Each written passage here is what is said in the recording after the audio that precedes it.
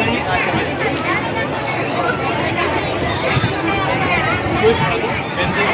કોઈ કેમેરો તો સાઈડ માં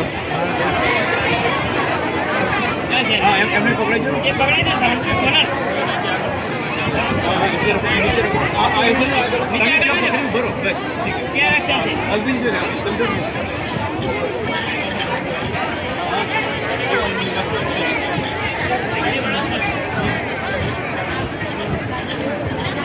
બોલો સદારામ બાપુની માં બનાસની ઉમાપતિ મહાદેવની મિત્રો 2 મિનિટ મૌન પાડી અને એક માં બનાસના વીરપુત્રો ગ્રુપમાંથી શ્રીમાન આપણા લાઇબ્રેરીના સંચાલક અલ્પેજી ઠાકોર, વિભરાજી ડૉક્ટર અને હું સોલંકી ટીનાજી અહીંયા એક સરસ સંદેશ લઈને આવ્યા છીએ.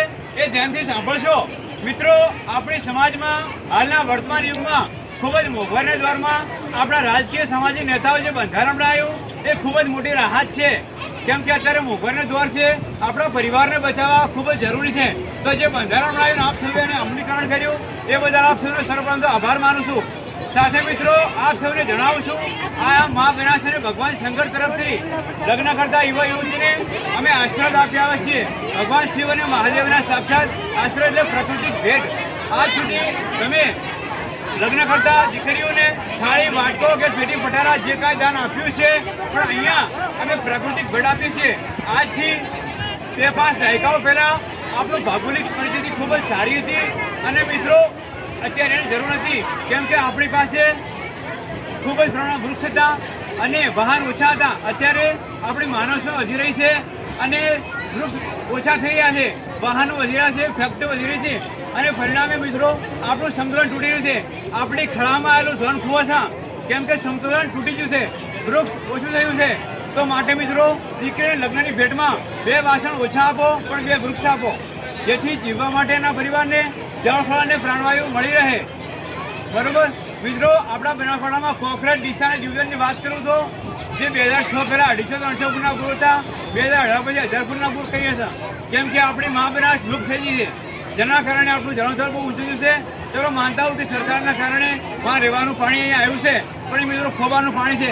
જે ભૂગર્ભ જળ જથ્થો હતો એ આપણે વાપરી બેઠા હતા. તો આપણાના આ પરિવારને જીવવા માટે ખૂબ જ મુશ્કેલ છે.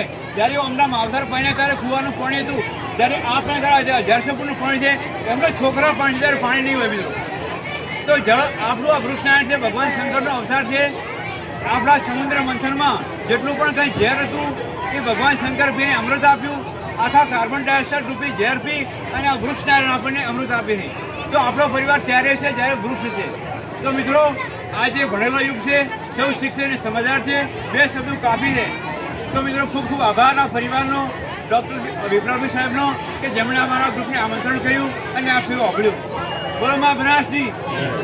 લગ્ન પક્ષની ઘર પક્ષની વિનંતી કે આ વૃક્ષને હાથમાં લઈ જજો અને 2 માણસ હાથે ઉડાવજો.